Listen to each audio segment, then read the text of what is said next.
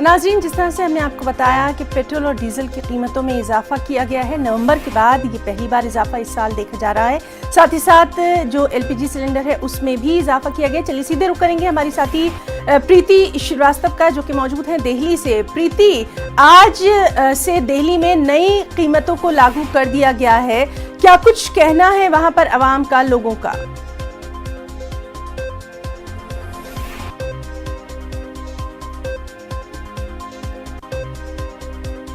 प्रीति, आप तक मेरी आवाज आ रही है? तो नाज़रीन, हम बात करने की कोशिश कर रहे हैं।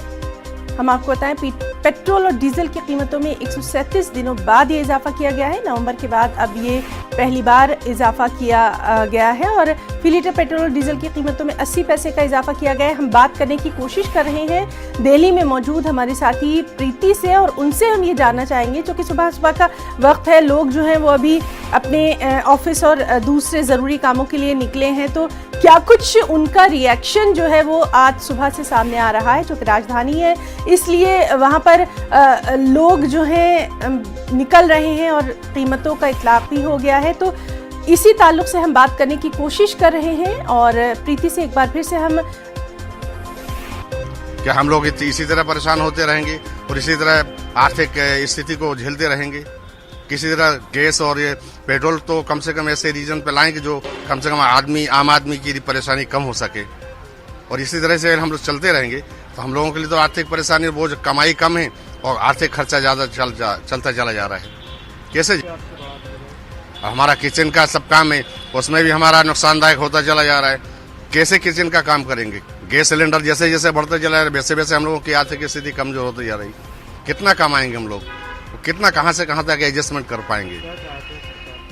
एक बार फिर से बात करने की कोशिश करते हैं दिल्ली में मौजूद हमारी नुमाइंदा प्रीति श्रीवास्तव से। प्रीति, आम आदमी की जो जेब है उस पर बोझ बढ़ गया है, पेट्रोल डीजल की कीमतें बढ़ गई हैं, क्या कुछ रिएक्शन सामने आ रहा है? दिल्ली में राजधानी है इसलिए आपसे जानना चाहते हैं।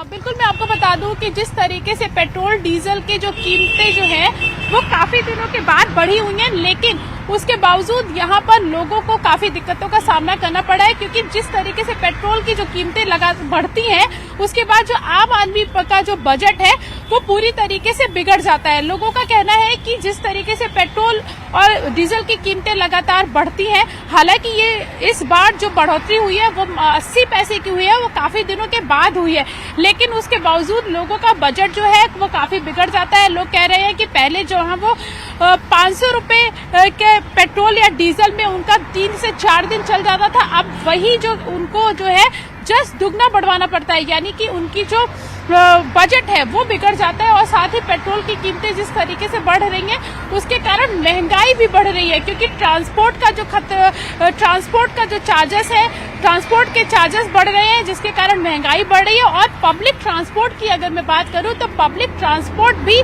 पेट्रोल की कीमतें बढ़ने के कारण पब्लिक ट्रांसपोर्ट भी महंगा होता जा रहा है। इस समय हम देख सकते हैं कि हम इस समय खुद ही पेट्रोल पंप पे खड़े हुए हैं, जहां पर जो गाड़ियां हैं वो इस समय सुबह का समय है, तो यहाँ पे लोग भी पहुंचे हुए हैं पेट्रोल पंपों पे पेट्रोल भरवाने। तो बहरहाल आज दिन भर इस बेहद अहम खबर पर प्रीति हमारी नजर बनी रहेगी, और दिन गुजरने के साथ साथ लोगों के क्या कुछ तासुरात होते हैं उस पर भी हम आपसे रद्द अमल लेते रहेंगे, रिएक्शंस लेते रहेंगे। बहुत बहुत शुक्रिया आपका तमाम तर जानकारी के लिए।